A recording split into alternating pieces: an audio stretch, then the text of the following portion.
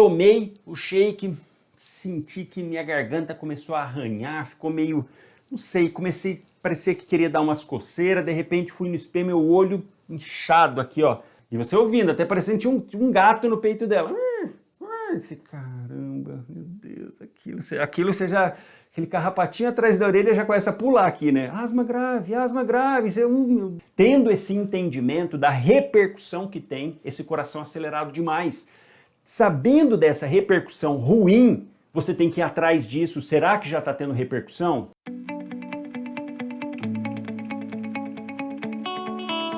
Muito boa noite, seja muito bem-vindo para mais uma live, mais uma segunda-feira com mais uma live, para a gente falar de casos clínicos hoje, casos clínicos do dia a dia, da rotina, ver como que vai prescrever, o que a gente coloca. Eu vou colocar para vocês a prescrição aqui dos casos, para você já ir se habituando para o dia a dia, para quando estiver de frente com o seu paciente, você saber exatamente o que você precisa fazer. Vamos ver quem que tá aqui, o primeiro paciente para a gente atender? Vamos ver quem que chegou aqui, tá lá, tá ansioso? Paciente Astolfo Júnior, 22 anos, relata que está com inchaço nos olhos há 30 minutos, após tomar um fortificante. Doutor, tô malhando tal, e aí tem um amigo meu que prepara faz uns bem bolados lá, de umas ervas, de uns negócios lá, de uns shake meio doido, eu nem sei direito o que tem. Tomei o shake, senti que minha garganta começou a arranhar, ficou meio, não sei, parecia que queria dar umas coceiras, de repente fui no espelho, meu olho inchado aqui, ó, tudo inchado meus olhos. E aí de repente, depois, uns 20 minutos depois, parece que tá me dando falta de ar, que tá, sabe, minha garganta tá meio ruim. Você só olhando isso, o Astolfo falando, você, sei. E aí vem para você então com essa história na triagem, frequência cardíaca de 110, frequência respiratória de 30, saturação de oxigênio 88, PA 100 por 60. Então imagina você, tá lá no seu local de atendimento, às vezes não é nem numa UPA, é num UBS, é o posto mais perto que tinha para o Astolfo, ele parou lá. Então às vezes é num PSF, às vezes no UBS, às vezes numa UPA. Então independente do lugar que você estiver atendendo, numa situação dessa, o paciente agoniado, ele vai no primeiro centro de saúde que ele encontra. Então você está de frente com o Astolfo lá e você já ouvindo essa história. E olha um detalhe, conforme ele vai falando, eu acho que ele está meio rouco. Olha só, ô Astolfo, e sua voz é assim mesmo? Ou você está meio rouco? Não, doutor, tô meio, parece que começou agora, vindo para cá, parece que minha voz está querendo falhar. E aí, o que você faria numa situação dessa? Primeira coisa, o que está acontecendo com o Astolfo? É isso que a gente já tem que começar a pensar ali de frente com ele, com a história, e você já batendo o olho na triagem, ele falando a rouquidão e tudo mais, e você olhando aqui, ó, 68, frequência respiratória lá, frequência cardíaca aumentada, você, puxa vida. Então olha só, o que a gente tem que pensar aqui, ainda mais ele com uma história dessa, de tomar um negócio que ele nem sabe o que é. Esse tipo de situação tem que vir na sua cabeça de imediato, angioedema, prurido, pacientes com sintomas principalmente alérgico, já te chama atenção, porque o próprio edema periorbitário, isso é muito comum, o angioedema, e o paciente falando de prurido, isso já te chama atenção automaticamente por uma reação alérgica. Agora, na grande maioria das vezes, essas reações alérgicas são autolimitadas. O próprio organismo, mesmo se não fizer medicação, o próprio organismo dá conta disso. O que é uma reação alérgica? É uma reação do organismo frente a alguma substância que ele acha que aquilo vai fazer mal, e aí ele desencadeia todo um processo de reação, geralmente baseado em basófilos e mastócitos, mediada por IgE, que é imunoglobulina E. Ele desencadeia então uma reação no organismo que aí vai depender. Na maioria das vezes, reação alérgica simples desencadeia uma reação não tão intensa. E geralmente, por exemplo, paciente que tem dermatite atópica, que ele tem alergia a contato, bijuteria, por exemplo, usa lá uma pulseira, um colar, faz uma reação alérgica no local. Então, naquela parte que está em contato com a substância, que o organismo acha que aquilo vai fazer mal e não vai, mas ele acha que vai fazer mal, ele cria aquele sistema de defesa, vamos assim dizer, essa resposta mediada por imunoglobulina E, naquele local de contato. Então, quer dizer, uma reação alérgica autolimitada. Ou ainda, muito frequente, ingesta de algum medicamento ou algum alimento, acaba causando uma reação alérgica mais disseminada, mas ainda assim mais autolimitada. Então, esse é o grande ponto, é a grande questão. A maioria dos pacientes, grande maioria, vai desenvolver uma reação alérgica que ela é autolimitada, mesmo você entrando com corticoide, antihistamínico, ajuda a resolver mais rápido, mas mesmo se você não entrasse, provavelmente resolveria. Aí que está o ponto. Aquele paciente que está tendo muito além do que só uma reação alérgica, esse é um paciente de altíssimo risco, que é desenvolvendo a famosa crise anafilática, uma reação alérgica extremamente grave. E aí qual que é o ponto que eu chamo a atenção? É você conseguir identificar justamente isso. Porque o que acontece? Chega um paciente com reação alérgica, vai lá, corticoide, antihistamínico, corticoide, antihistamínico. Resolve quase todas as vezes. Sempre que você adotar essa medida, chegou, é uma alergia, toma lá hidrocortisona, toma lá prometazina, Fenergan. Você pode fazer isso 100, 1000 vezes. Qual que é o grande ponto? Quando chega um paciente dessa forma, que é muito além do que só uma reação alérgica, esse é um paciente com altíssimo potencial de gravidade. Que se você não tiver capacidade de identificar isso e se atentar para isso, esse paciente pode morrer lá no local de atendimento. Você vai lá, chegou, atendeu, ô Astolfo, você está com uma alergia, você tomou alguma coisa, é uma alergia. Faz o seguinte, vou te passar aqui um corticoide, um antihistamínico, vai ali, toma, você fica, até se você for um pouquinho mais cauteloso. Eu vou passar aqui, você aguarda ali no repouso, porque aí daqui 1 hora, 2, se estiver tudo bem, eu já te libero. Olha só, sendo cauteloso. Chegou, identificou, viu, é uma alergia, uma reação alérgica, passar a medicação vai para lá. Qual que é o risco que corre fazendo isso? É do paciente parar, morrer lá na enfermaria, principalmente se ele for para um local, está vazio, chegou no momento que está a pandemia, ninguém está indo para o posto, está vazio. Ele vai lá para a enfermaria, lá no final do corredor, vai lá no cantinho, entra lá e deita lá. E aí? Ninguém vai lá ver, ele está lá sozinho. O que esse paciente corre um grande risco de fazer? Terminar de fechar a glote, parar, ele vai começar a fazer hipóxia, vai fazer hipercapnia, aumento de CO2, diminuição do O2, as duas coisas junto, ele para lá e ninguém nem vê. De repente vai lá ver o paciente, tá parado, tá morto lá. E aí? Aí vai aquela correria, vixe, uma PCR, vamos lá. E olha só, tudo por quê? Porque não soube identificar a gravidade no momento de chegada. Então qual que é a grande questão? Crise alérgica tem todo dia no pronto atendimento. Mas a grande maioria é somente uma crise alérgica. Você entrar com antihistamínico, hidrocortisona, você resolve. Ou também não, se você não entrasse, também resolveria. Enfim, qual que é o grande ponto? Você identificar e saber isso, identificar aquele paciente que tem um potencial de gravidade maior. Então aqui nessa situação, o que eu já perguntaria para o Astolfo? Astolfo, você já teve isso antes? Você tem alergia? Não, doutor, nunca tive. Ok, se ele já tivesse, chamava mais atenção ainda. Mas ele pode não ter tido, pode estar tendo a primeira. Tomou o que ele nem sabe o que é, tomou um troço lá, um fortificante que ele nem sabe o que tem ali de componente, pôs às vezes erva, planta, alguma coisa, que a gente poderia pensar até em intoxicação, mas intoxicação não cursaria com isso, com angioedema, alteração na fala, rouquidão, não. A gente tem que pensar em reação anafilática. Então olha só. Então você nunca teve, Astolfo? Não, nunca tive. Já chama atenção. Qual que é o segundo ponto aqui que grita pra gente? Tempo de evolução muito rápido. 30 minutos ele começou com edema, acabou de tomar, já fez angioedema periorbitário. 20 minutos de evolução, já está com falta de ar e rouquidão. Então olha como que a história já te fala muito que é um paciente de alto risco. O ano passado, em outubro, para ser mais exato, há quase um ano, eu estava no Rio de Janeiro, fui num congresso lá, e aí vi uma notícia de um rapaz de 20 e poucos anos, tinha ido para assistir um jogo, estava na final lá, acho que era Libertadores, se eu não me engano, Grêmio e Flamengo, alguma coisa assim.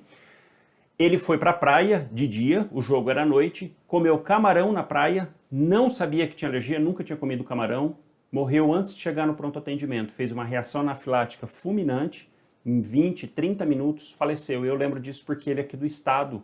E aí eu vendo lá a reportagem, eu estava lá na época, eu, caramba, olha só, um cara lá do Mato Grosso do Sul comeu camarão. Olha a situação, não sabia que tinha alergia, comeu, não deu nem tempo de chegar. Então, imagina esse paciente que chegou, está lá na sua frente, um tempo de evolução rápido dessa forma, você já tem que ficar muito atento. Então, o que é o entendimento aqui? A reação anafilática é muito além do que só uma reação alérgica. A reação alérgica geralmente é autolimitada, a reação anafilática é uma desordem sistêmica muito importante. É uma resposta do organismo exageradamente a alguma substância, que a gente nem sabe, é esse tal fortificante. O organismo fica louco, acha que aquilo vai fazer um mal danado e desencadeia uma reação intensa que acaba levando a prejuízo de vários órgãos. Então esse é o entendimento que você tem que ter, que a anafilaxia é muito além do que só alergia. A definição de anafilaxia pela Organização Mundial de Saúde é uma reação alérgica realmente gravíssima e potencialmente fatal. E nessa situação, qual que é a grande questão de você identificar se aquilo é ou não uma reação alérgica? A reação alérgica, geralmente, você vai ter que analisar 5 situações que quando 2 estiverem presentes, você já identifica que aquilo é uma reação alérgica. Então, olha só, o que é sintomas mais frequentes de alergia? Pele, prurido, exantema, eritema, urticária, angioedema, sintomas de pele que estão frequentes na maioria das vezes. Outra alteração que pode ter, respiratória. O paciente pode fazer sibilo, pode fazer rouquidão, cornagem, fechar a glote. Outra situação, sintomas gastrointestinais. Então a resposta no nosso sistema digestivo tem muitas células de defesa, tem muito mastócito, muito basófilo, que nessa situação de alergia, e às vezes não é uma alergia só por ter ingerido alguma coisa, às vezes é por inalação de alguma fumaça, pode também desencadear e pode ter reação lá no intestino. Vai dar cólica intensa, pode dar diarreia e dor abdominal, náuseas e vômitos. Outra situação, alteração do sistema nervoso central, cefaleia, vertigem, tontura, mal-estar, sonolência. Então são sintomas que você tem que estar atento.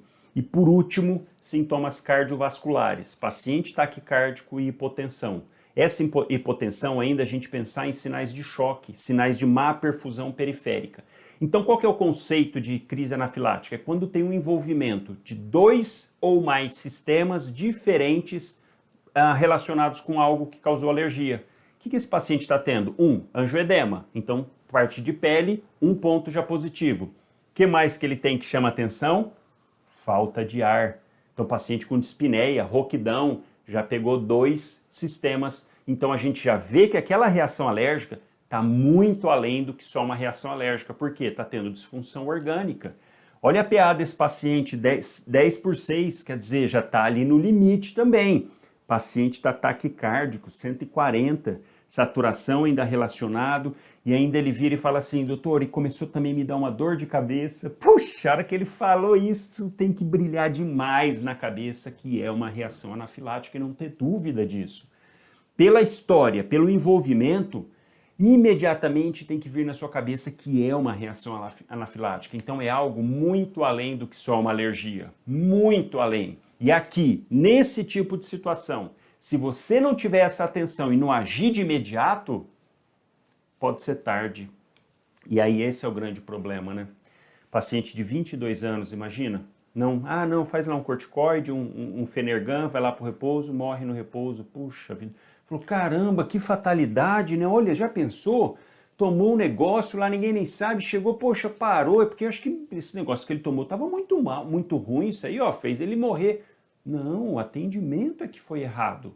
Então, essa é a grande questão, porque a maioria dos casos de alergia, você passando de você pode resolver 99,9% das vezes. Você já atendeu 1000 pacientes com reação alérgica, alguns deles com reação anafilática, pegando mais de 2 sistemas diferentes, mas foi tratado com hidrocortisona e Fenergan e deu certo. E a pessoa acha que aquele é o padrão então. Vou usar sempre Fenergan, hidrocortisona, mesma reação. Mas isso é anafilaxia? Não, anafilaxia não, é uma reação mais forte. Vamos entrar. Pode dar certo 999 vezes. Poxa, uma que deu errado, um paciente de 22 anos, previamente rígido, caramba, isso não pode. Então a gente não pode pensar dessa forma assim, não, mas a maioria das vezes, não, isso aqui você tem que estar atento e ligado ao máximo, isso aqui na hora já tem que brilhar, fazer o quê? Emergência, correr para emergência, não tem dúvida. É uma reação anafilática. Levar para emergência imediatamente, monitorização, oximetria e acesso venoso. Está com saturação baixa, então já vamos começar também aqui na prescriçãozinha. Você pode até escrever isso, sala de emergência, pode até colocar o MOV, monitor, oxigênio e veia, na sala de emergência. Primeira coisa, dieta zero, paciente instável, primeira coisa, não comer nada. Antes até disso, o que a gente pode colocar? Cabeceira elevada.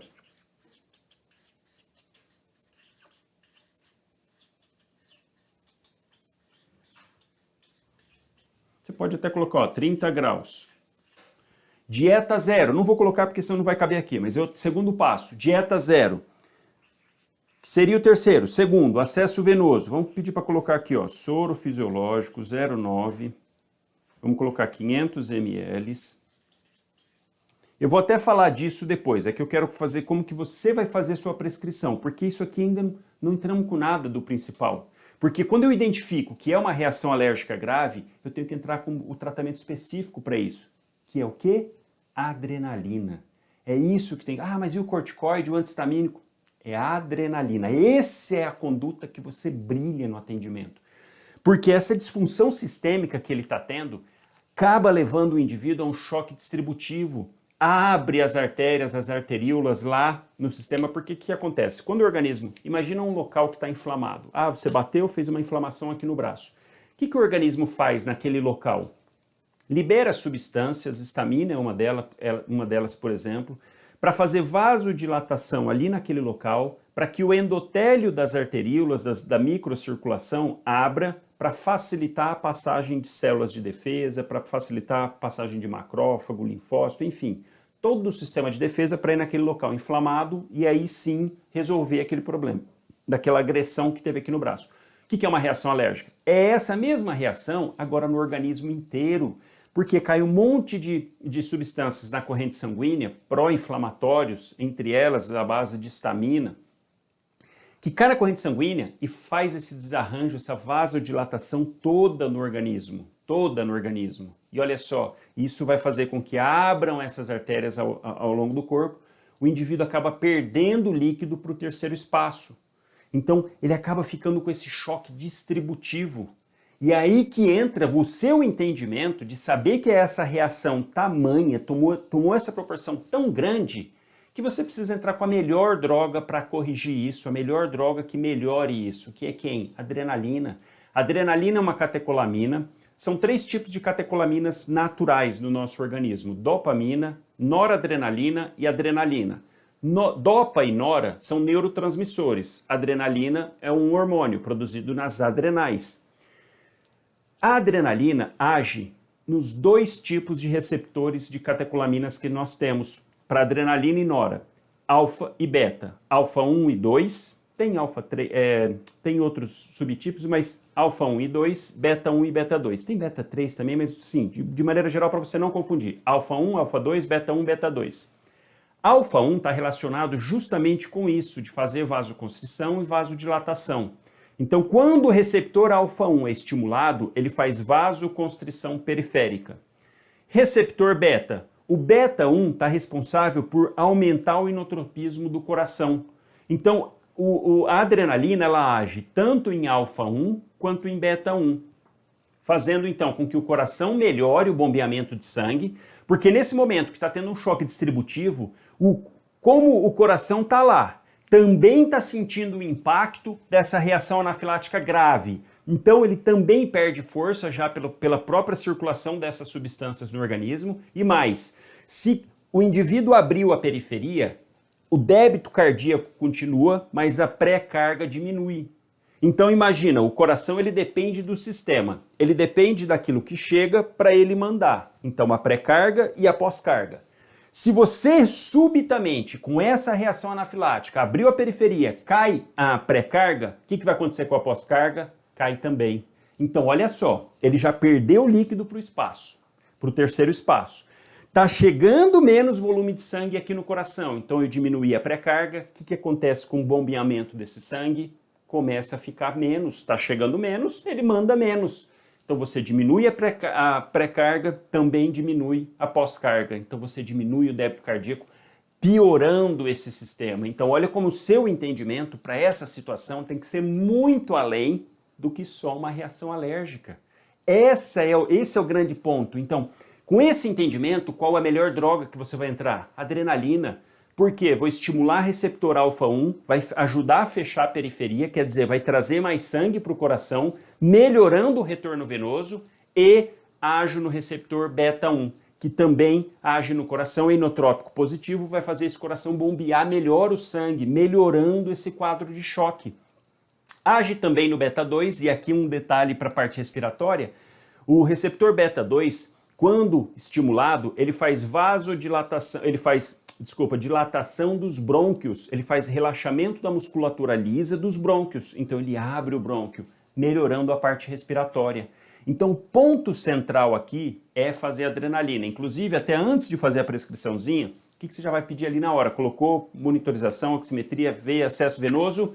Pode fazer. É que eu quero deixar aqui na sequência para ficar mais fácil para você, porque é isso que você vai escrever depois lá. Mas o que você já mandaria de imediato? Começaria por aqui, ó, dando o comando. Falou, ó, pode fazer adrenalina, meia ampola no vasto lateral da coxa. Então você vai colocar lá, ó.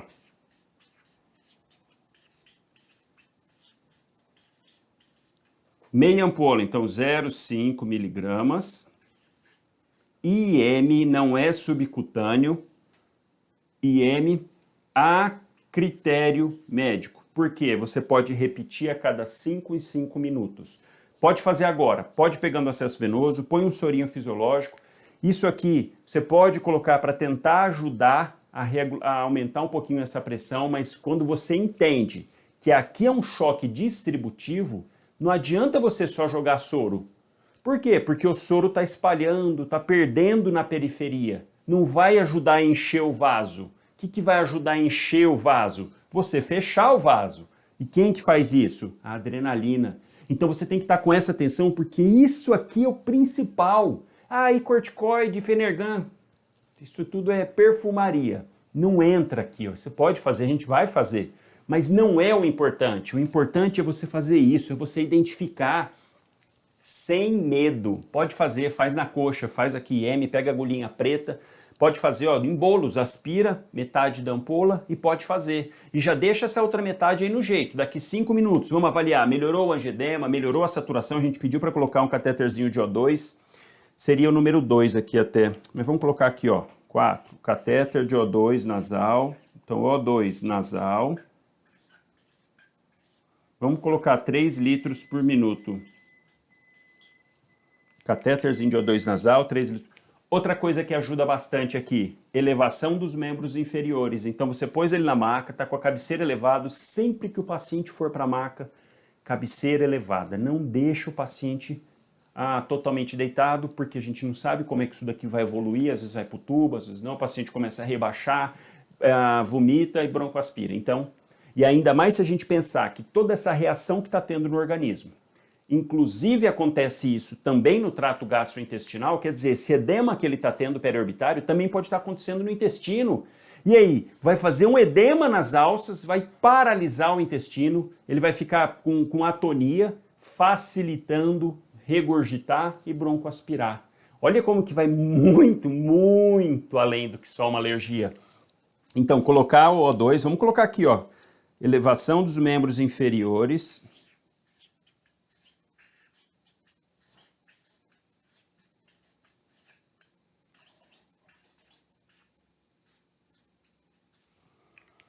E aí você vai fazendo, 0,5, 0,5. Ó, esse sorinho, como é um paciente jovem, não tem fator de risco nenhum. Eu acabei nem falando, claro que você terminaria de fazer seu exame físico, faria ausculta. Na ausculta, vamos supor que tenha roncos. O paciente já está com ronquidão, está tendo roncos, quer dizer, ronco de transmissão, provavelmente.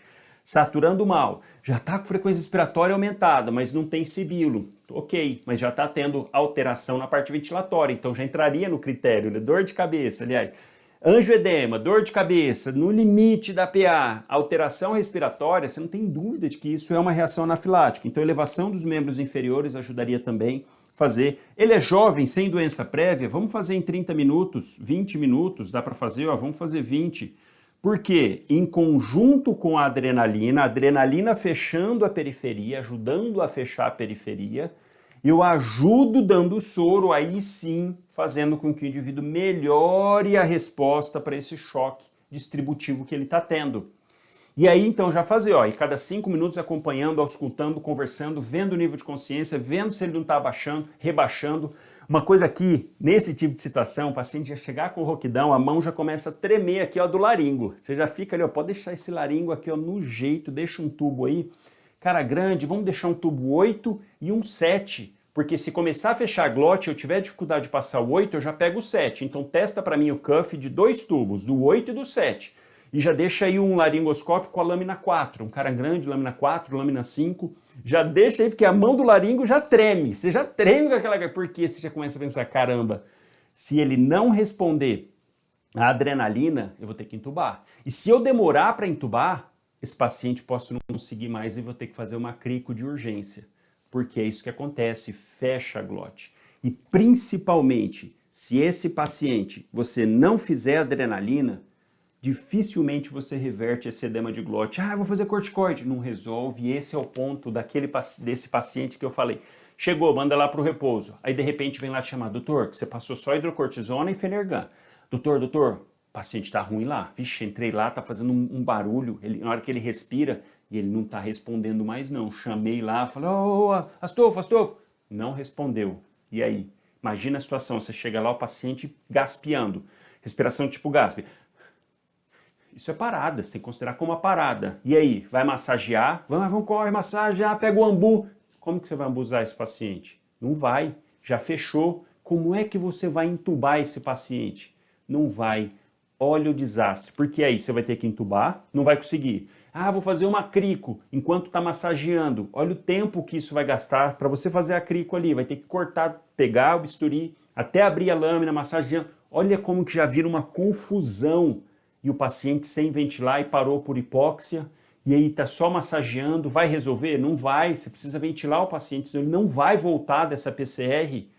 E aí, você tem que fazer a crico. Para quem já teve a oportunidade de ver uma crico, não é bonito de ver. Você faz ali, ó, corte no seco, não dá nem tempo de anestesiar nada, ele está parado, também nem precisaria, mas se o paciente ainda não chegou a parar, está agoniado, já está ali, ó, rebaixando, está mal, já está ruim, você tem que cortar sem anestesia, não dá tempo, corta, às vezes sangra, dependendo de onde você pega, às vezes sangra bastante, tem que colocar o tubo, você não vai ter cânula, provavelmente de tráqueo, que seria o certo, não tem, então tem que pôr um tubo. É um desastre que se você tivesse visto antes, igual a gente está fazendo aqui, não chegaria a tanto e você conseguiria reverter. Então aqui o principal, pensar na adrenalina, esse aí é o que vai resolver, esse é o carro-chefe do tratamento, o resto aqui, ó, é tudo a perfumaria. O que entra aqui realmente? Adrenalina. Então vamos fazer adrenalina. Cada 5, qual que é a dose? Não tem, você vai fazendo. É claro que depois de 3, 4 doses, se não tiver melhorado, você já começa, puxa vida, começa a já ficar atento. Pensar em entubar e dependendo se não estiver reagindo, entrar com droga vasoativa. Fazer adrenalina venoso em bomba, que aqui é difícil porque você teria que pegar acesso central, não deve fazer adrenalina na periferia. Então aqui o mais indicado, entrar com noradrenalina. Diluir 2 ampolinhas. Eu vou falar, vamos discutindo aqui complicações se não melhorar. Mas olha só, então estamos fazendo, está melhorando. Ah, fazer adrenalina, está ali, ok. Agora que eu já estou aqui, ó, coordenando, mandando adrenalina, já pedi para levar o membro inferior, coloquei soro para correr, para ajudar a fazer o efeito, para essa adrenalina fechar e aí sim eu restabelecer mais essa pressão. Agora eu posso, não estou errado não, posso. Então vamos colocar um corticoide? Agora eu coloco, ó, hidrocortisona,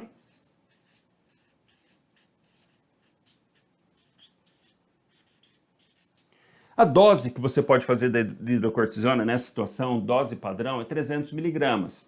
Só que a ampola, o frasquinho de hidrocortisona, o pós, não é ampola, é frasco, é pó, ele tem de 200 e tem de 500. Você vai ter que usar um ou outro. O que você faz? Pega o de 500, dilui e faz 250. Faz a metade, fica mais fácil. Então, ó, 250 miligramas.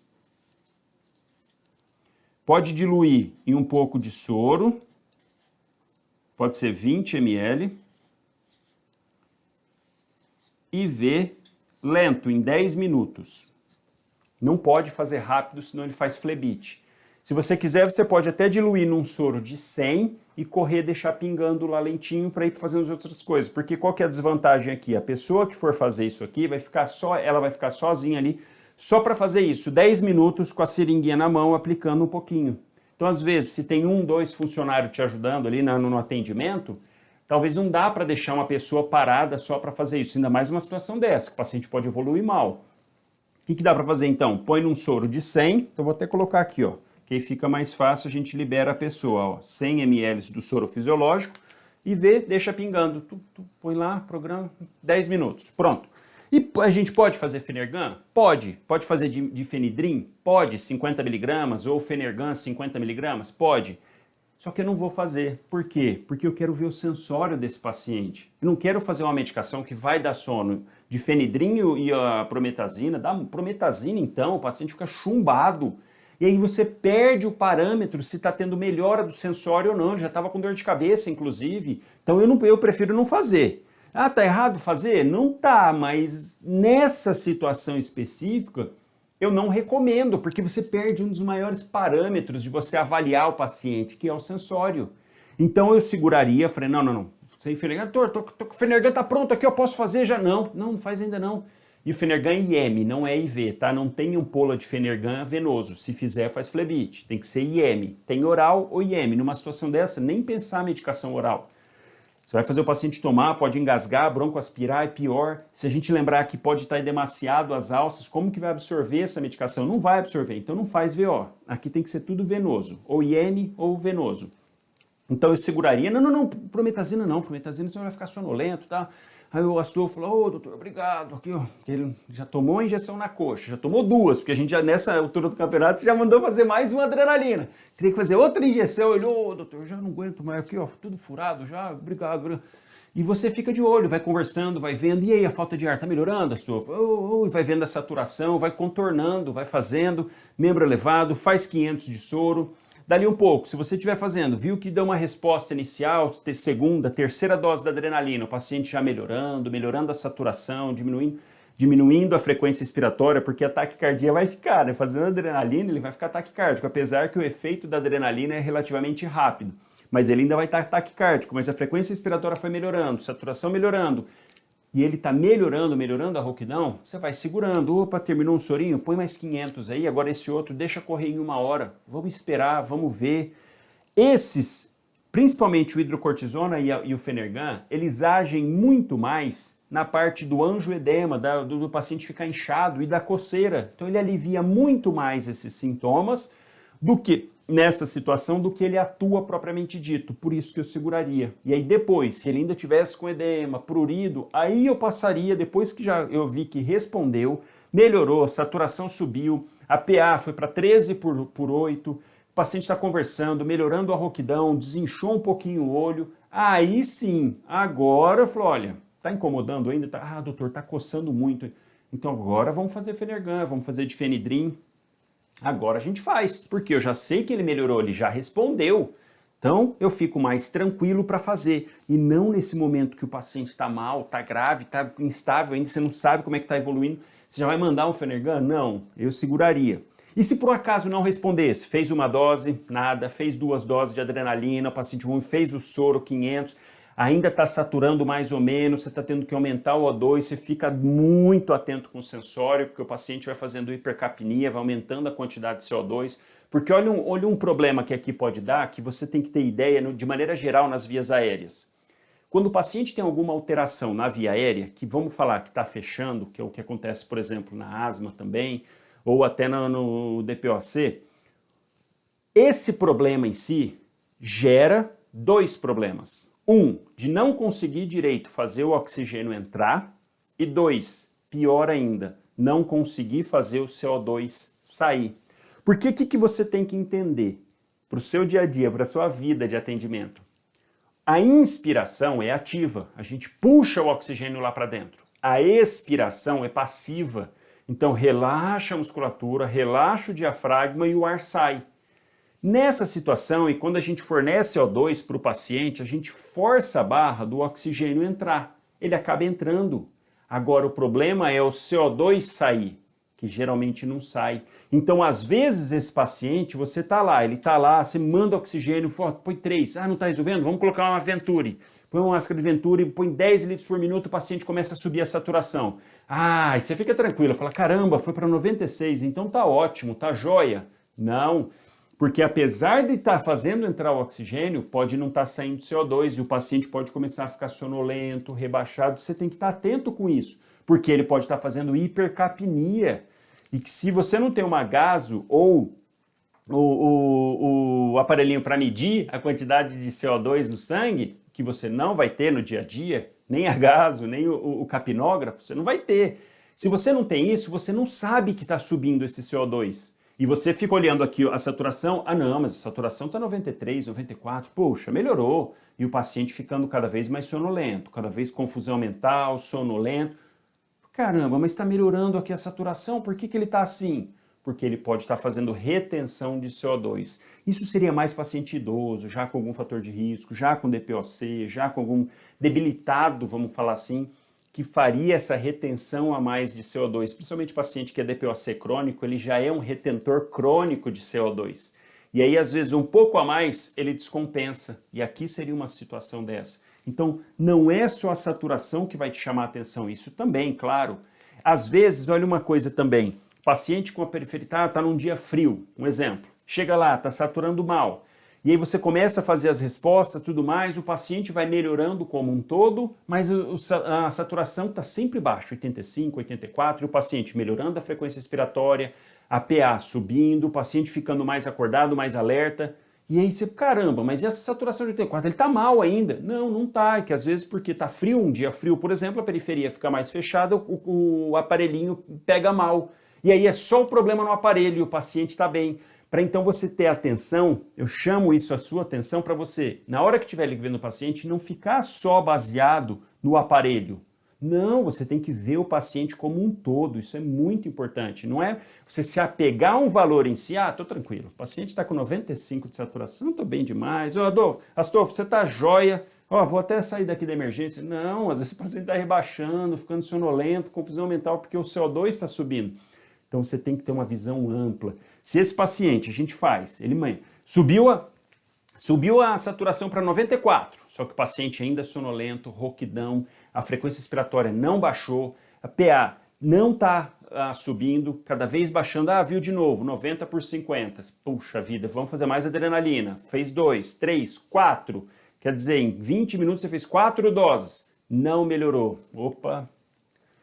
Até prova o contrário, você já deixa o tubo aqui, o laringo na mão já aqui, e o tubo aqui, porque você já fica aqui, entubo, não entubo, fica em cima, porque é um paciente que não está evoluindo legal. Aí o que você pode fazer de medicação? Aqui dá para usar. Então você fala assim, já prepara para mim aí, noradrenalina, 2 ampolas,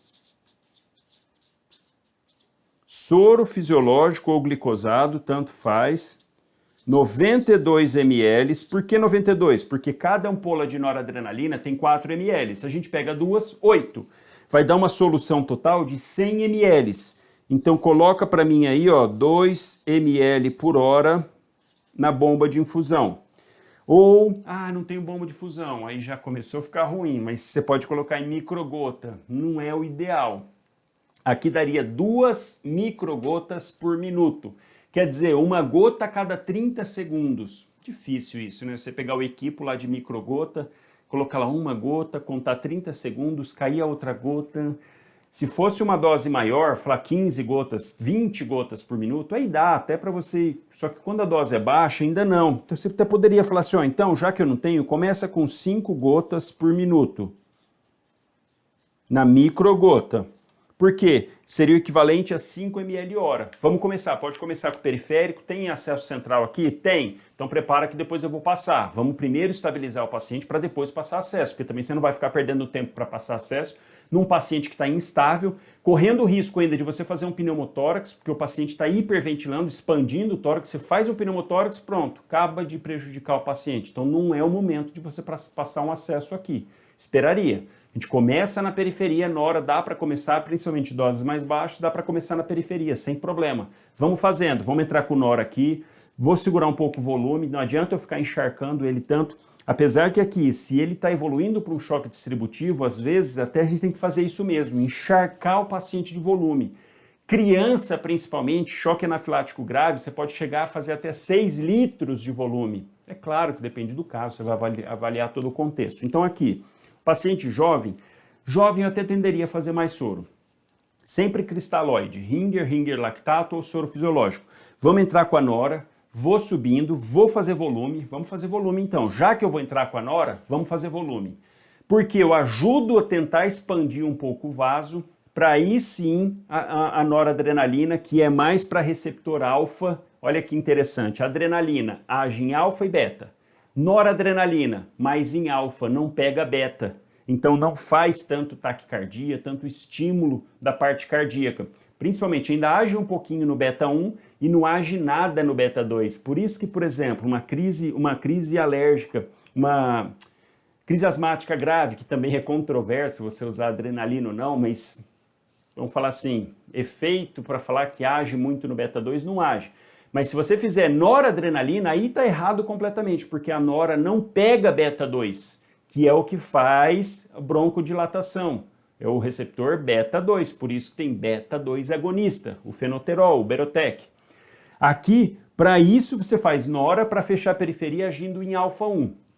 E aí sim a gente pode começar a fazer volume, porque vai fazendo as duas coisas. Vou fechando a periferia conforme eu vou aumentando a dose da nora e vou jogando volume dentro desse vaso, para eu estabilizar, para deixar o organismo responder e melhorar desse quadro. Porque aí o próprio organismo, depois que ele estabilizar essa reação anafilática, o próprio organismo vai resolvendo. Então, enquanto isso, a gente tem que dar suporte, fechando a periferia, fazendo nora, fazendo volume, a adrenalina. Se depois de 4, 5, 6 não resolveu, pode parar, a gente já entrou com nora, vamos fazendo só nora. Aí vai fazendo noradrenalina, volume, ficar de olho, o paciente rebaixando, mantendo frequência respiratória aumentada. Às vezes ele não rebaixa, mas mantém 35 de frequência respiratória, você não vai deixar ele fadigar, vai lá e entuba. Mas se você identificar de imediato e fazer adrenalina, dificilmente o paciente evolui mal assim. Tanto que aqui no Brasil não tem, mas nos Estados Unidos tem a canetinha de adrenalina, EpiPen, que a pessoa que tem reação anafilática, que tem histórico, ela já anda com a canetinha. Comeu alguma coisa, começou, ela só pega e se aplica e faz. Simples, e é um dosímetro, então ele vai fazendo, vai aplicando até melhorar. E claro, e procurar atendimento também. Então você entrou com a medida certa, resolve na grande maioria das vezes. E é o esperado, é que resolva realmente, né? Então assim, a gente brilha no caso de reação anafilática, que a princípio pareceria, é uma alergia. Não, é muito mais do que alergia, muito mais. E aqui não para, a gente já atendeu aqui o Astolfo. Astolfo Júnior tá rindo lá já, serelepe. Então, doutor, e aí, posso ir embora já? Pô, quero lá malhar, poxa, eu tomei o fortificante, eu tenho que ir embora para malhar. E você até libera depois de algumas horas de observação, claro. E aí, de repente, doutor, chegou outra paciente aí. Paciente Julimari, 22 anos, está com falta de ar e chiado no peito há 2 dias. Antecedentes de asma. Frequência cardíaca, 120. Frequência respiratória, 32. Saturação, 86. PA, 130 por 90. E aí?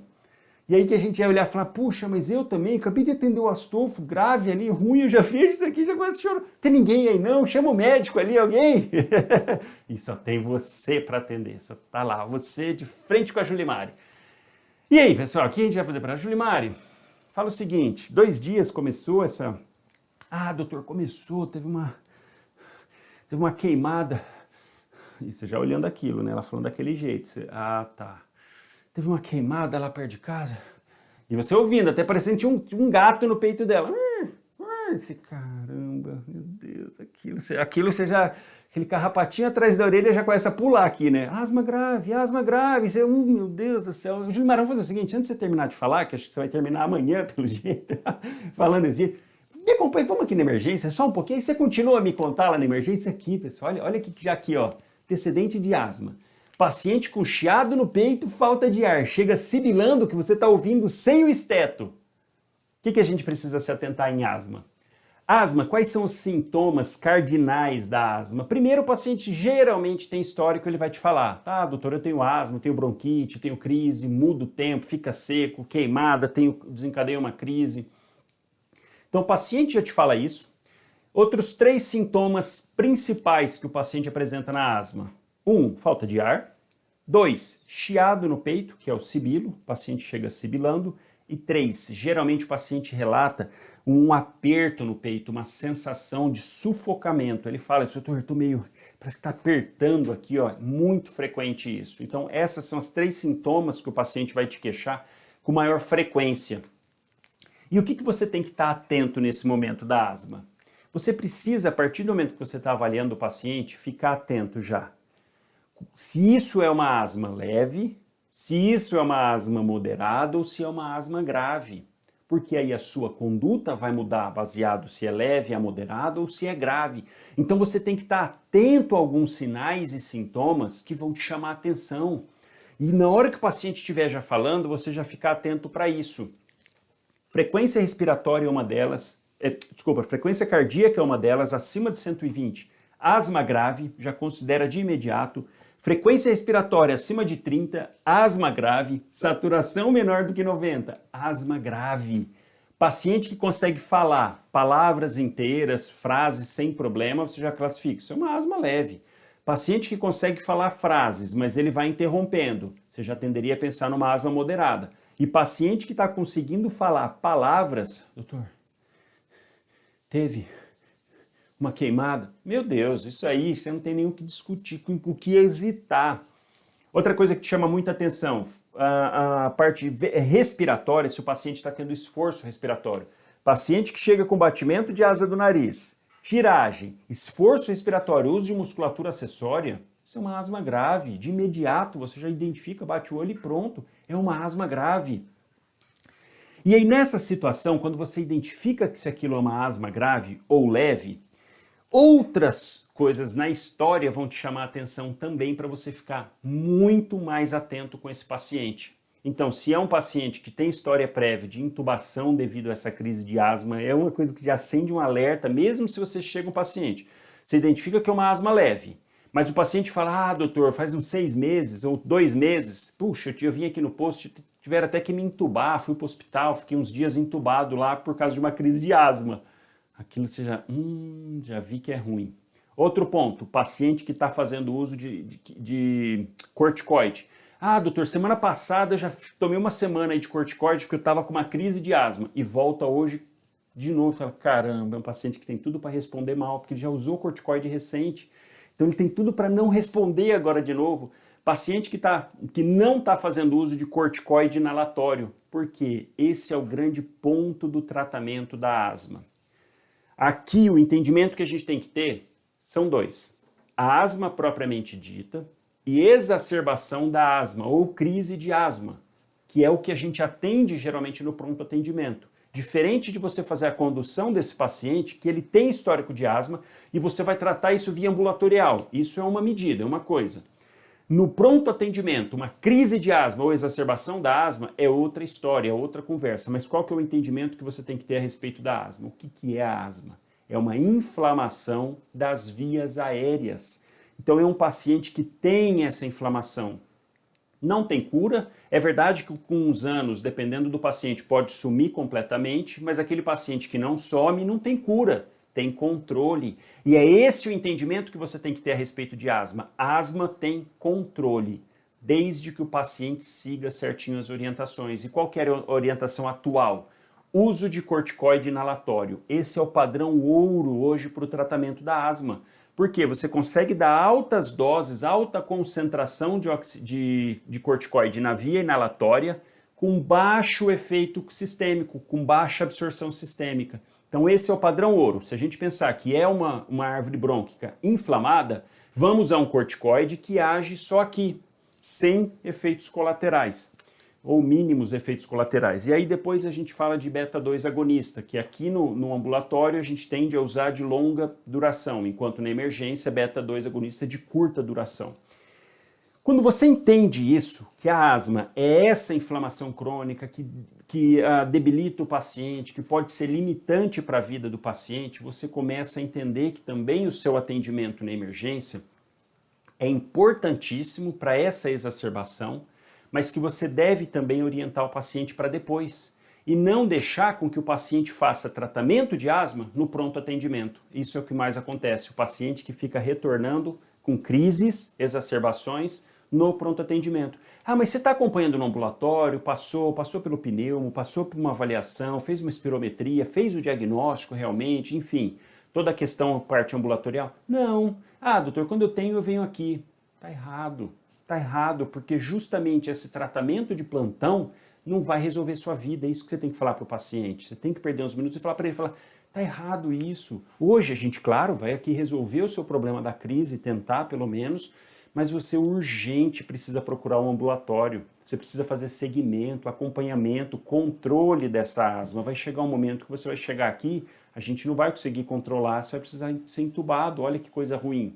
Ah, doutor, eu fui mesmo. Aí ela pega e fala isso. O Julimar fala, ah, doutor, 2 meses atrás eu fui entubado desse mesmo jeito. E aí você, puxa vida, meu Deus do céu. Aí você já começa a imaginar. Por quê? Um paciente que não está fazendo um tratamento ambulatorial, não está fazendo controle, porque você entende que a asma é uma doença crônica, uma condição de inflamação crônica, que não tem tratamento, não tem cura, tem controle. O paciente não está fazendo controle. Então ali na emergência você vai ter que resolver o problema dessa exacerbação, fazendo o controle dessa asma numa situação muito desfavorável. Olha o entendimento sobre isso. Asma por si só, paciente tratar no ambulatório, a história é uma. Paciente, apesar de ter essa inflamação da árvore brônquica, no ambulatório ele não está tão exacerbado, está bem. Agora, quando você está de frente com o paciente num pronto atendimento, está tendo uma exacerbação, uma crise de asma, olha isso, você vai ter que dar conta ali dessa inflamação no pior momento possível. Por isso que fica mais difícil de ter uma resposta diferente do ambulatório, que você vai passando corticoide inalatório, beta-2 de longa duração. Aqui na emergência a gente não tem tempo, o paciente não tem tempo, já chega ruim. Então você precisa corrigir um problema que ele não vem corrigindo ao longo do tempo, que é o que ele deveria fazer, o que ele deveria estar controlando, ele não está, vem para fazer atendimento de pronto atendimento. E você está ali para resolver esse problema, olha que difícil.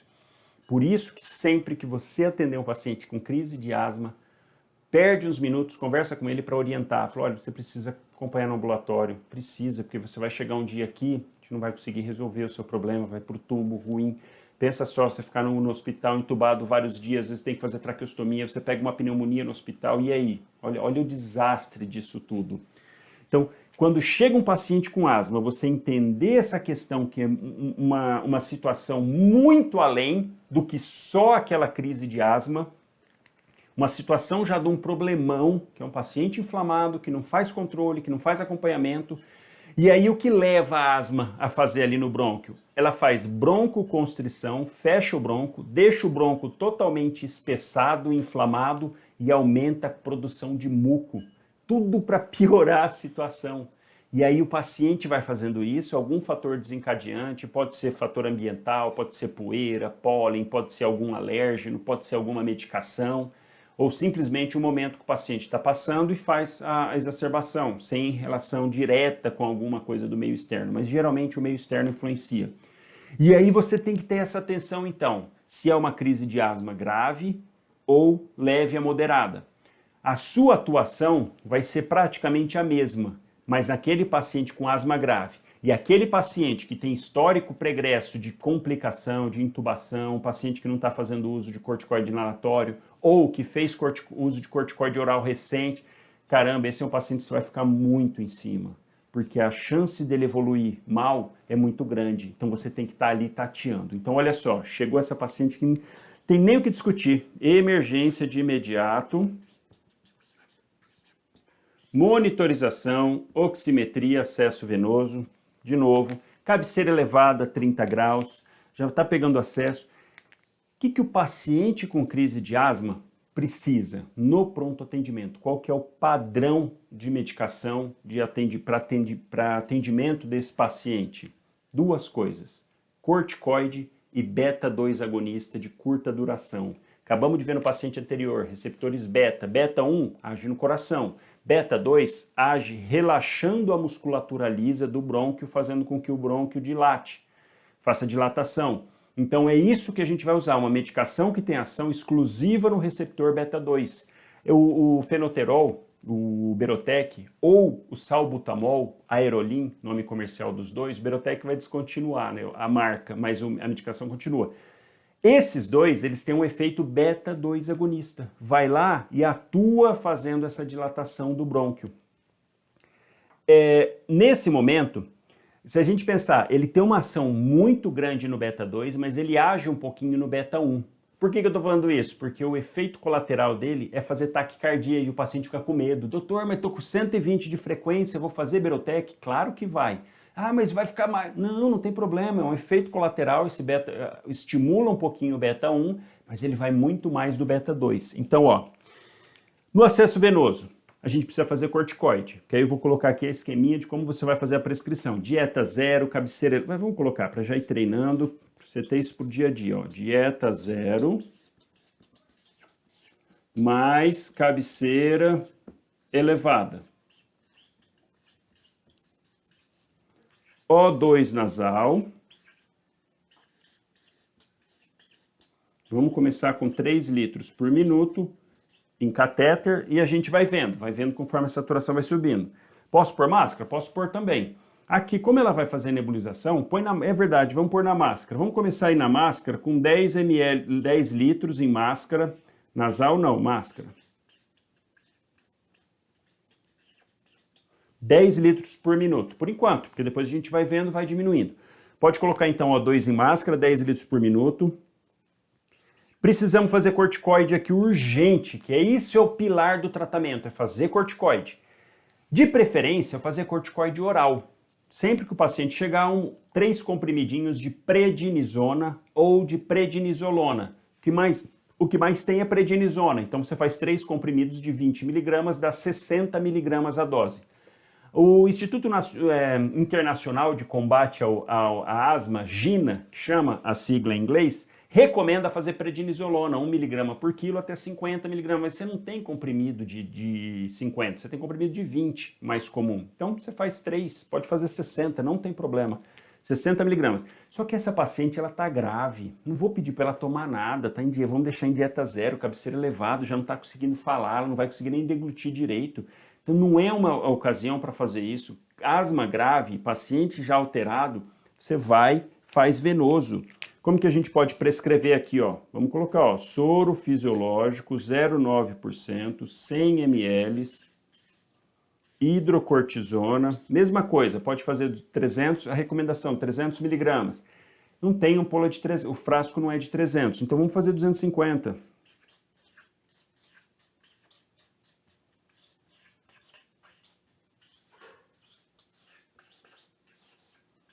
IV em 10 minutos.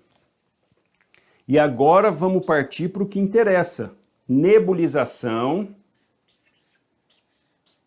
com Berotec ou salbutamol,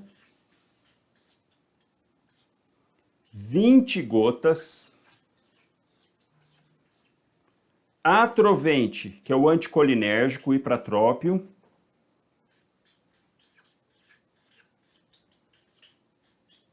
40 gotas, dilui num sorinho de 5 ml, soro fisiológico ou água destilada, mas pode ser soro fisiológico, 5. Aliás, água destilada para isso é ruim, tem que ser sorinho fisiológico. 20 em 20 minutos. 3 vezes então. Isso aqui é o padrão que você vai fazer para o seu atendimento, para o seu paciente que chegar com crise de asma. Tanto crise leve, moderada, quanto crise grave, fazer isso. Na crise leve, extremamente leve, você pode até diminuir, fazer 10, 20 as gotas, não fazer 20, 40, fazer 10, 20, às vezes fazer 1 ou 2, não precisa nem fazer as 3. Agora, na crise de asma moderada, grave, acabou, vai fazer isso aqui. Se tiver na moderada e o paciente tiver condição de tomar, você dá via oral, se não, faz venoso também. Igual no paciente com crise grave. Essa é a base do tratamento. É isso que esse paciente precisa, corticoide e beta-2 agonista de curta duração e anticolinérgico, 20, 40. Doutor, mas vai fazer 20 gotas de Berotec, já está com 120, vai fazer, vai subir para 130, 140, não tem problema. O importante é ele abrir lá o brônquio, porque a hora que abrir, a hora que melhorar a saturação, diminuir a frequência respiratória, vai voltar, essa frequência cardíaca vai diminuir. Então pode fazer sem medo.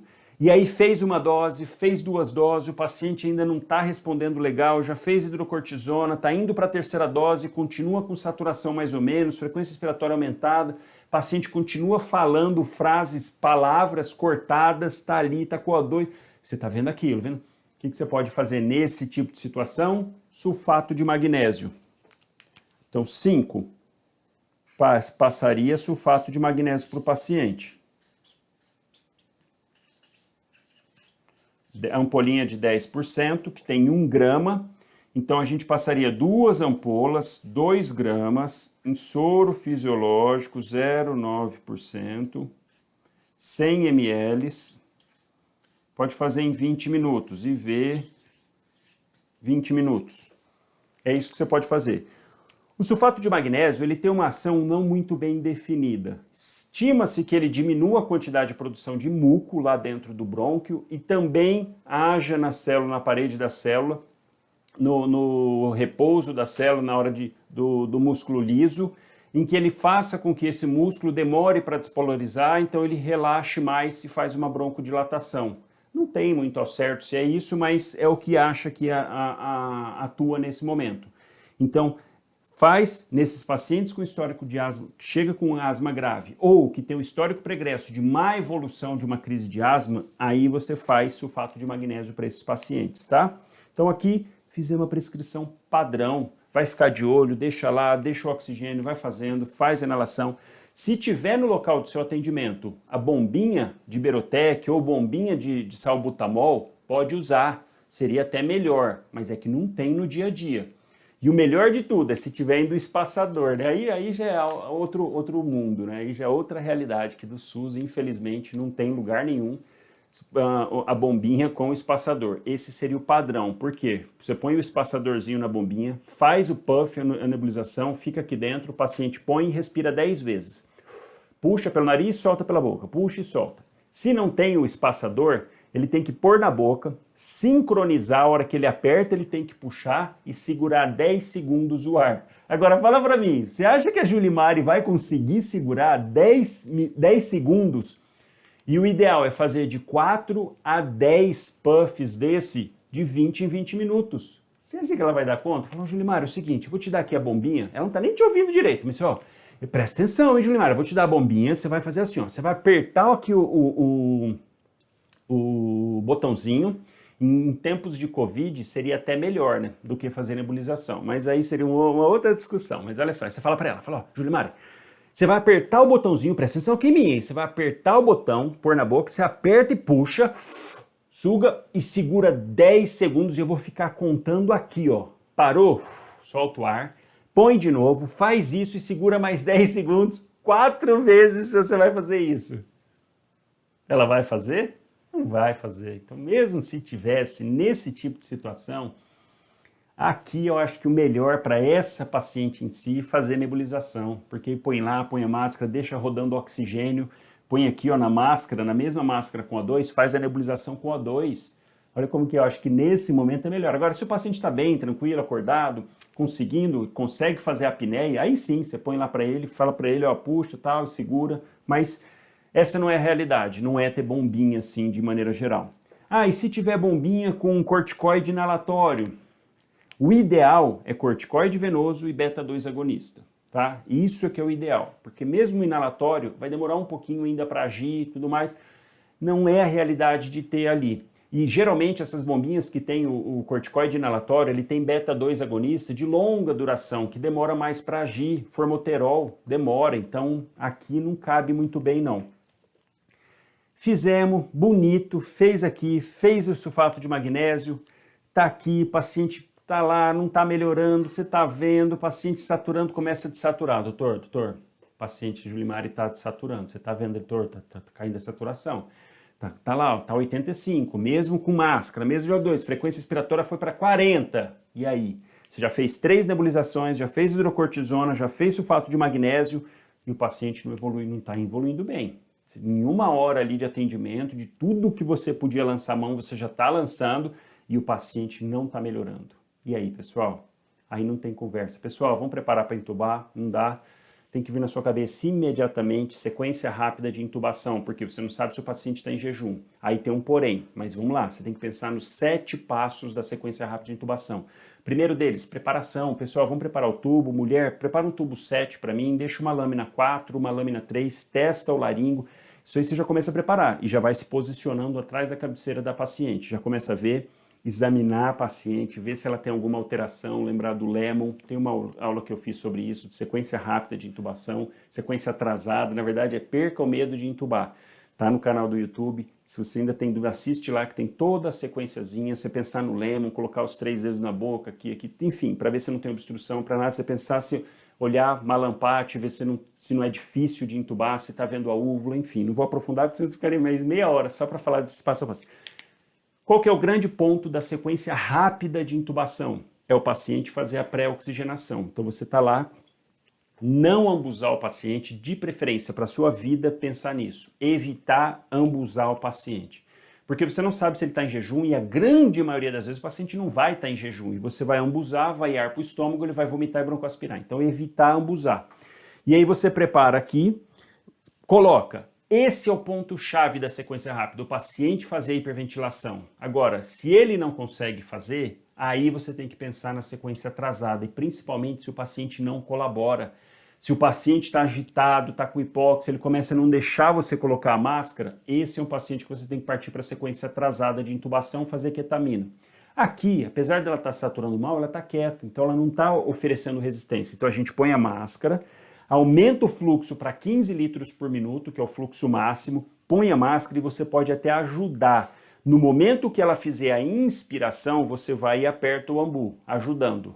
Então você fala para ela, Juliane, Julimari, não está resolvendo, a gente vai precisar entubar de novo. Você foi entubada 2 meses atrás, eu sei que é ruim, mas olha, já fizemos todas as medidas, se a gente não fizer isso nesse momento, a gente não vai conseguir depois, você vai parar o coração não vai aguentar, então vou precisar entubar de novo. Você falar para ela, estava acordada, estava orientada, e aí faz a pré-oxigenação, vamos pensar nas pré-drogas. Aqui já fizemos todo o preparatório para isso, para asma, e aqui a gente pode lançar mão de uma medicação como pré-droga que pode ajudar, é a lidocaína. Melhora a reatividade do brônquio, então lidocaína, 2%. Você vai fazer 1,5 miligramas por quilo. Então pode preparar para mim lidocaína, por favor. O que a gente vai usar aqui para entubar essa paciente? A gente pode usar, dependendo de como tiver a pressão, se estiver mantendo dessa forma, a gente pode usar o que quiser. Pode usar midazolam, pode usar ketamina, etomidato ou propofol. O que tiver na sua mão ali você pode usar. Ah, eu tenho midazolam, vamos fazer midazolam. Fizemos pré-droga, vamos pensar então midazolam e prepara para mim succinilcolina. Vai ser importante aqui para eu poder me ajudar na hora de entubar e entubar o mais rápido possível. Então faz a pré-droga, passo 3, pré-droga. Passo 4, posicionamento, paralisia pós-indução. Então a gente vai fazer a paralisia com midazolam, dose do midazolam, 0,3 mg por quilo. Então mida, 0,3 por quilo. E pode preparar succinilcolina, succinil 1,5 miligramas por quilo. Ah, então pode fazer o midazolam, você está lá atrás da cabeceira da paciente, não abaixa a cabeceira, de preferência, claro, dependendo da sua altura, dependendo da altura da maca, mas de preferência não abaixa não. Treina a entubar paciente inclinado, 30 graus. Não é, eu prefiro, eu acho mais fácil, então você coloca o tubo, já prepara, faz lá midazolam, fez. Pode fazer succinilcolina, tá aqui olhando, tá ambusando, ajudando a paciente, né? A hora que ela fizer a apneia, você para, faz succinilcolina, vai fazer a fasciculação no olho de 30 a 40 segundos, me dá o tubo. Passou o tubo, fase 6, fase 5, posicionamento, fase 6, passagem do tubo, fase 7, verificar se o tubo está no lugar. Ah, verificou, o tubo está no lugar, ok, pronto. Salvou a paciente, porque está saturando mal, agora que você entubou, você consegue controlar a quantidade de oxigênio que você vai dar para ela, a quantidade de CO2, você consegue retirar mais CO2 nessa situação, porque está tudo fechado, mas aí com o tubo você consegue controlar, vai entubar e encaminhar essa paciente. Aí a gente poderia discutir, fazer midazolam e fentanil depois de sedação. Mas de medicação já está sendo feito. Já fez corticoide, já fez nebulização, tem alguns ventiladores que dá para você acoplar e fazer nebulização junto depois, mas isso ela vai para o CTI e vai acabar fazendo lá. Então evoluiu mal, vai para o tubo, grande questão você não ficar perdendo tempo. Fez as medidas, você tem que ter na cabeça isso, fazer as medidas principais. Fez as medidas, não resolveu, tubo, e não vai ficar esperando, insistindo, uma paciente que já tem histórico prévio de intubação, 2 meses atrás, não está fazendo uso de corticoide inalatório, paciente difícil manejo, porque ela não faz o acompanhamento regular. Esse é o grande ponto aqui nessa paciente em específico, tá, pessoal? Que você fazendo, agindo dessa forma, está brilhando, mesmo se o desfecho não é o esperado. Ah, poxa, fiz tudo e ela não melhorou da asma. Não melhorou, mas você fez o que tinha que ser feito. Essa é a grande questão, né? Você ficar com a consciência limpa. Olha uma coisa que eu costumo falar também a respeito da medicina, na verdade assim, ó, de maneira geral, na vida, nós aprendemos as coisas de 3 formas. Aliás, ou não aprendemos, mas como que a gente tem que pensar? 1, não aprende de jeito nenhum. 2, aprende com os próprios erros. E 3, aprende com os erros dos outros. Na medicina, a gente só pode, a última opção, aprender com os erros dos outros. De que forma? Lendo, pegando conteúdo, estudando. Porque quando a gente estuda algum assunto, é exatamente isso. A gente está estudando o que já foi testado, o que viu que dá certo. E você tendo esse conhecimento, você vai agir justamente, você não vai esperar você errar para aprender. A gente não pode fazer isso na medicina. Esse é o grande ponto. Imagina outras profissões em que o indivíduo sai, vamos falar que ele fez a administração, vai cuidar da organização, administrar um negócio. Ah, puxa, deu errado, ele vai aprendendo ali aos poucos. Ah, não, aprendi que aqui tal ponto não é assim que faz, é daquele jeito. Ok, para ele funciona. Então ele vai aprendendo e melhorando o negócio dele com o passar do tempo. Na medicina, a gente tem como fazer isso? Ah, vou fazer o seguinte, vou sair atendendo, puxa, esse aqui morreu, caramba, eu já sei que eu não posso fazer isso, porque senão ele morre. Aí chega um outro paciente, você faz, isso também não, olha lá, o paciente ficou mal, sequelado, Não dá, na medicina isso não tem como acontecer. Então na medicina a gente não pode aprender com os nossos erros, infelizmente. A gente precisa ter consciência e aprender com os erros dos outros. Como? Estudando, adquirindo conhecimento, lendo, vendo, porque você já vê o que funciona e você não vai ficar testando no paciente lá para ver se funciona, você já sabe que funciona. Aqui nessa situação, a gente já sabe que isso daqui funciona, mas nem sempre, mas é o que tem a ser feito. É isso daqui que tem que ser feito. Ah, não deu certo, ok, mas você fez o certo. Ou então chegou lá, ah não, acho que é uma asma, vamos fazer, ó, põe aí 5 gotinhas de Berotec, 10 de Atrovente, faz uma inalação. Mas só, doutor? Não, vamos esperar, vamos ver se melhora, dali 1 hora o paciente está mal. Faz mais uma inalação e vamos fazer corticoide para ela. Faz aí, ó, um comprimidinho de prednisona. Ou então, faz um frasquinho de hidrocortisona de 100 miligramas. Depois de 1 hora que o paciente chegou, fez inalação com dose baixinha, fez hidrocortisona depois de 1 hora que chegou, e aí o paciente evoluiu mal, vai pro tubo, aí aquela correria, aquela loucura. E aí? Esse tá errado. E olha que foram os mesmos desfechos para a gente que fez tudo isso e para o outro que fez aquilo lá. Só que ele, não tem como ele falar que se ele tivesse feito isso, talvez pudesse dar certo. Não dá, ele não fez, então não sabe. Agora a gente sabe que mesmo fazendo, não deu certo, infelizmente. Essa é a grande questão que a gente tem que ter em mente na medicina. É fazer sempre o certo, porque o paciente é que paga. Então a gente não tem como aprender com os nossos erros, a gente tem que aprender antes, tem que pegar o conteúdo antes, não dá para sair treinando.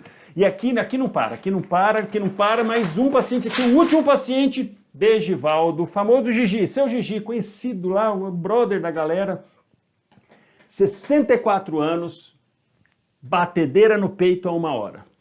Tem um antecedente de IAM, seu Gigi infartou faz uns 5 anos aí, ó, veio aqui no posto, coitado, tava mal, uma dor no peito danada, mas depois ele ficou bem. E tem antecedente de dislipidemia. Chega com uma frequência cardíaca de 164, frequência respiratória de 20 e PA 110/70. E aí, pessoal, o que a gente vai fazer pro seu Gigi? Tá ali na sua frente, queixando dessa batedeira no coração. O que a gente vai fazer?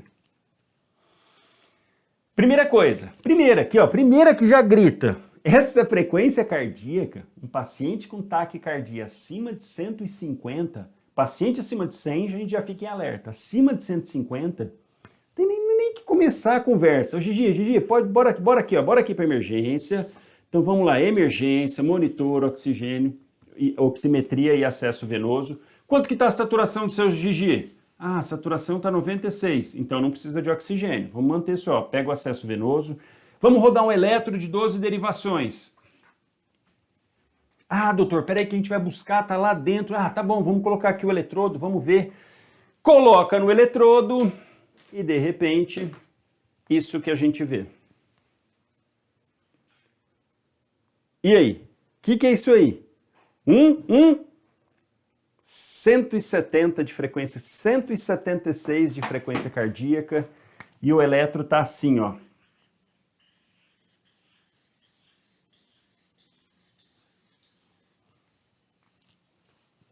O que já tem que vir na cabeça? Passar um filme na cabeça, pessoal. Taquiarritmias. O que na taquiarritmia a gente tem que pensar? Paciente com frequência cardíaca acima de 150.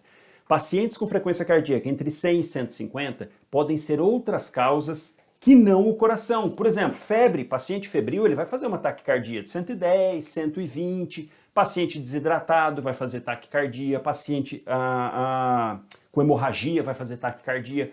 Agora, quando o paciente chega com uma frequência acima de 150, não, parou, problema muito provavelmente é no coração. É ele que está com problema acelerado demais. Então, chegou acima de 150, já tem que vir aquele filme na cabeça de taquiarritmias. E o que a gente tem que pensar, chamar muita atenção de imediato? Olhar o complexo QRS. É isso que você tem que bater o olho no monitor, no eletro, onde tiver. Um desses dois. Aqui, vai demorar o eletro, vamos colocar no monitor a gente consegue ver. E ver isso daqui, ó, QRS largo.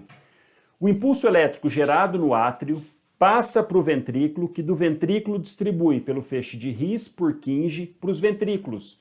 Então fica sincronizado o átrio, ventrículo, justamente para isso, para que tenha o fluxo de sangue nesse sentido, do átrio para o ventrículo, do ventrículo para o corpo, átrio, ventrículo, corpo. Nessa situação do coração acelerado, o problema pode ser no átrio e pode ser no ventrículo. Problemas no átrio. O átrio acelerado, uma fibrilação atrial, um flutter atrial ou uma taquicardia atrial vai fazer com que o impulso gere o estímulo, vá para o ventrículo e faz o ventrículo acompanhar. Como que eu sei que é no átrio? Como segue a linha normal do átrio para o ventrículo através do nó do átrio ventricular, o QRS vem normal. Porque eu sei então, se o QRS está normal, está estreito, eu sei que o impulso está vindo lá de cima, está vindo do átrio, porque ele está seguindo o caminho certo, o caminho que ele deveria seguir. Agora, quando o problema é no ventrículo, que alguma parte do ventrículo está gerando um impulso elétrico que não deveria, esse local que está gerando o impulso faz com que o impulso seja distribuído no ventrículo fora do sistema His-Purkinje.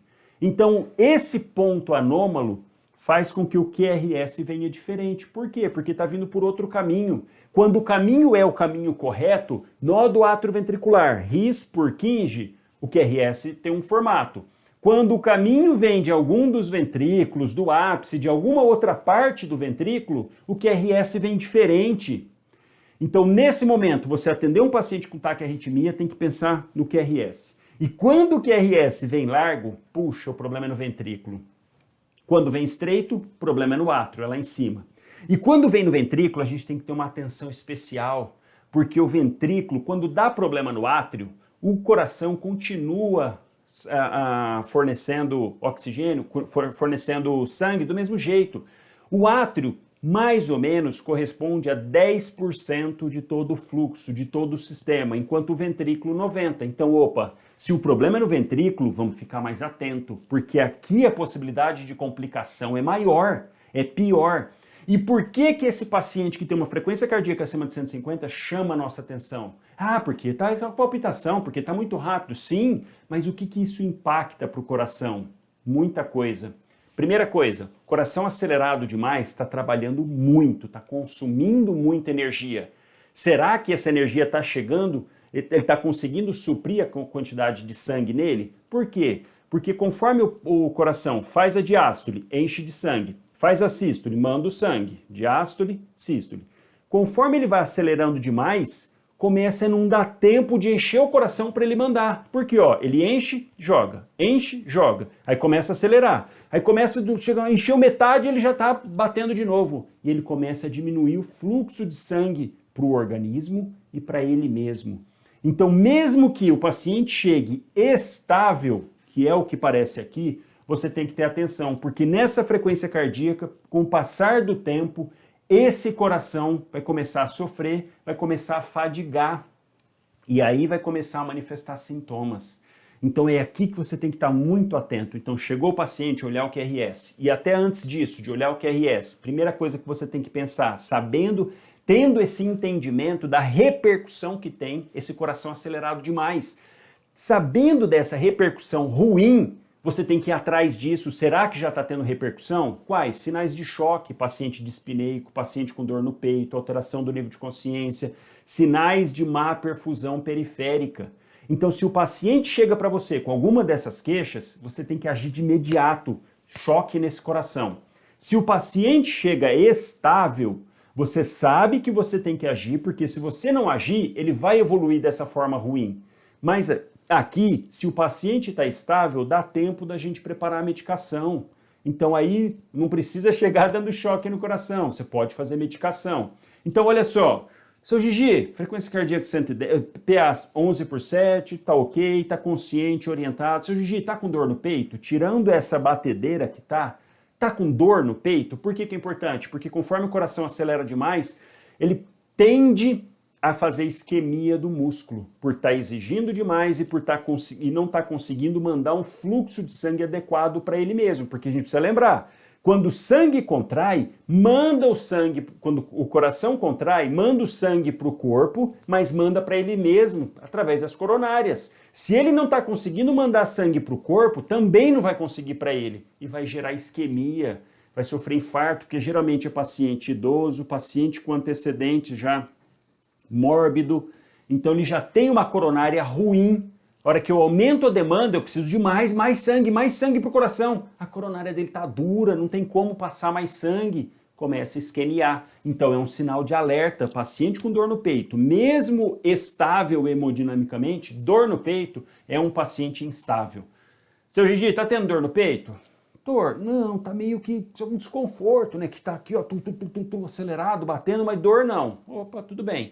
Tá consciente, orientado, então nível de consciência ok, a PA tá até ok, vamos ver a saturação, aproveita e já vê a glicemia, paciente na emergência, glicemia, para os outros dois pedir glicemia também. Então vamos lá, saturação, a gente já viu, ó, saturação de O2 tá bom, vamos ver glicemia capilar, pedir para todos, deu 110, não precisa fazer nada, ok.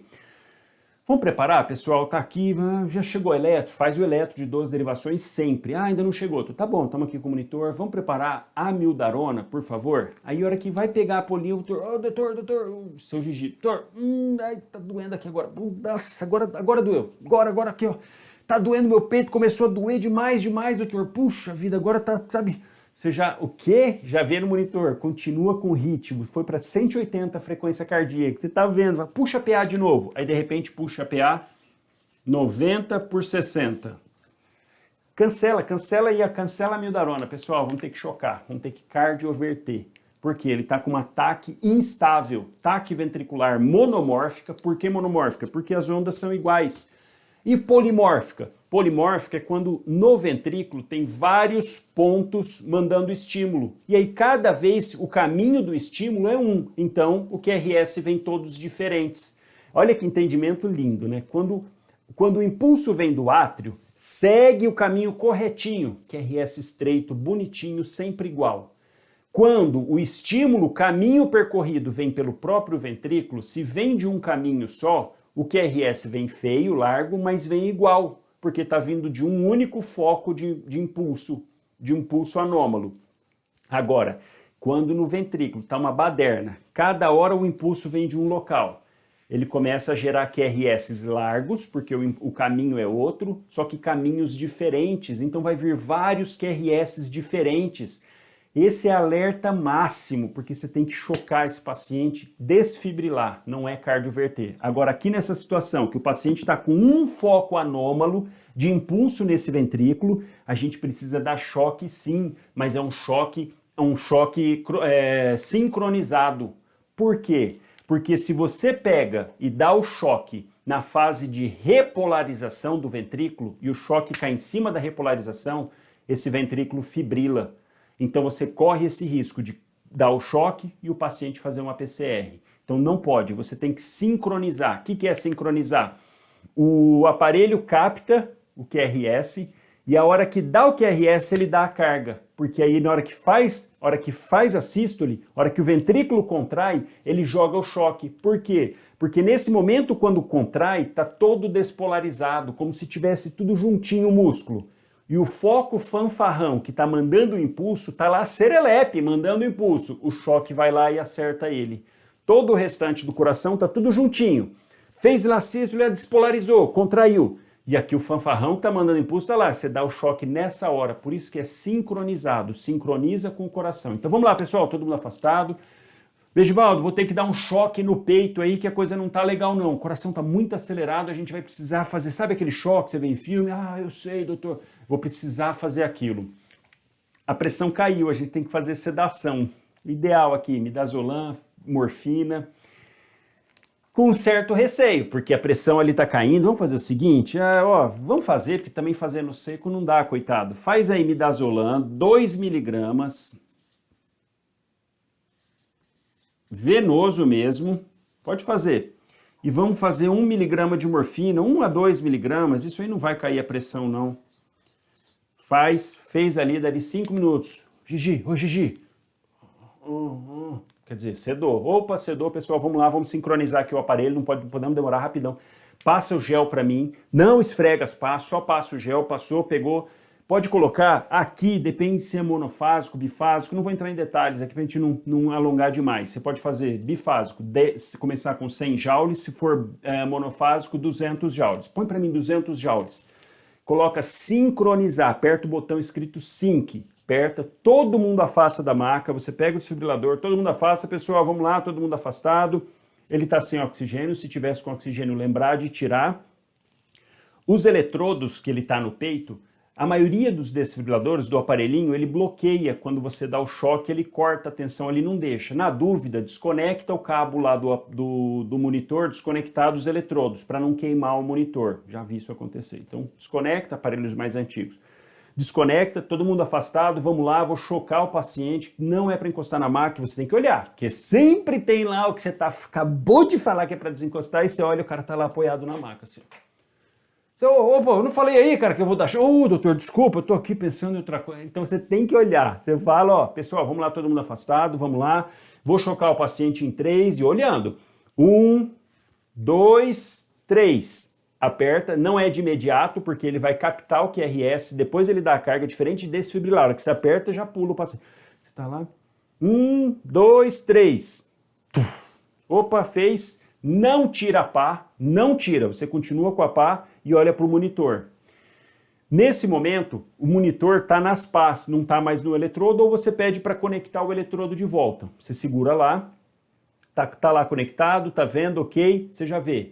E aí, deu choque? Não reverteu. Você olha, tá do mesmo jeito no monitor. Aumenta a carga, pode pôr 360, era 200, a gente começou com 200, pode pôr 360, aperta o sincronizar de novo, porque a hora que dá o choque, ele dessincroniza. Justamente porque se o paciente fibrilar, você já choca de imediato sem nem tirar a pá. Então você faz a cardioversão, opa, fibrilou, aumenta no máximo, aumenta no afasta, já choca na hora. Aqui a gente fez, o paciente manteve o ritmo, está tendo ainda a frequência do mesmo ritmo, aumenta a dose, aumentou para 360 joules, todo mundo afastado, aquela história, tá. Você não precisa passar gel de novo, você já passou, você vai, pronto, aí de repente você olha lá, continua olhando o monitor, não tira a pá.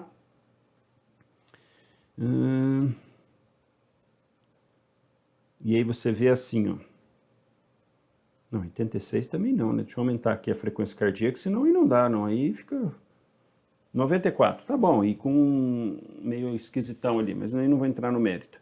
E aí você olha lá, opa, QRS estreito, parece ter um supra ali, mas não vou entrar em detalhe não, senão a gente teria que seguir agora a sequência aí para ver IAM, que é uma das possibilidades, inclusive. A grande questão é, a gente reverteu, Fizemos 2 choques para reverter. Agora aqui você pode entrar com a amiodarona para controle. E aí a dose, a amiodarona é 1 miligrama por minuto. Então você entra, faz, dilui, coloca lá para o paciente, porque ele tem uma possibilidade nas primeiras horas de reverter. Depois que reverte, obrigatoriamente, pedir um eletrocardiograma de 12 derivações, tem que pedir. Aqui entra uma discussão se pede troponina ou não, porque a própria taquicardia pode fazer aumento de troponina. O ideal, se você tiver, é pedir, porque você vai fazer depois a comparar se continua subindo, se caiu. Se vier alto, não quer dizer que teve um IAM, mas se ela continuar subindo, sim. No eletro de 12 derivações, se tiver um supra, considerar como IAM, tem que encaminhar para o cateterismo de imediato, direto.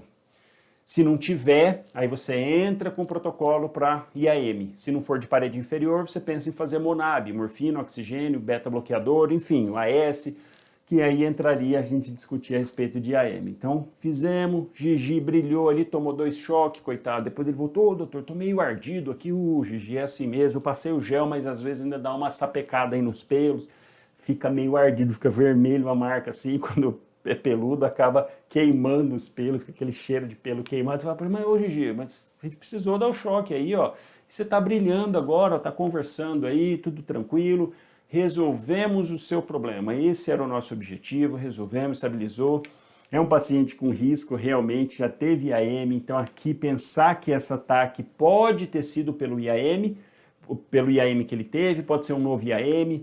Quando o paciente infarta, o que acontece naquele local? Morre o tecido, isso pode influenciar na hora de passar o impulso elétrico, pode gerar um foco anômalo, enfim, aí já seria discussões a respeito do que causou essa taquicardia. Mas olha só, você tendo domínio e tudo mais, você faz, pensa, já age, já faz ali ó, o melhor para o paciente, isso que é bacana. E conforme vocês forem atendendo, foram vendo, quem já está atendendo sabe disso, não tem satisfação melhor do que a hora que você termina de atender um paciente desse, você reverte, caramba, até recebi mensagem sobre isso semana passada, atrasado, tenho recebido quase todo dia. Doutor, chegou um paciente assim, eu fiz exatamente, parecia que eu estava ouvindo o senhor falando lá, ó, vou chocar, todo mundo afasta, E é isso que acontece, a hora que você vê, começa a ver que funciona, isso que é bacana demais. E para os pacientes, então, poxa, aí é maravilhoso, ele tem um atendimento que merece. Um grande abraço para todos e nos vemos na próxima live.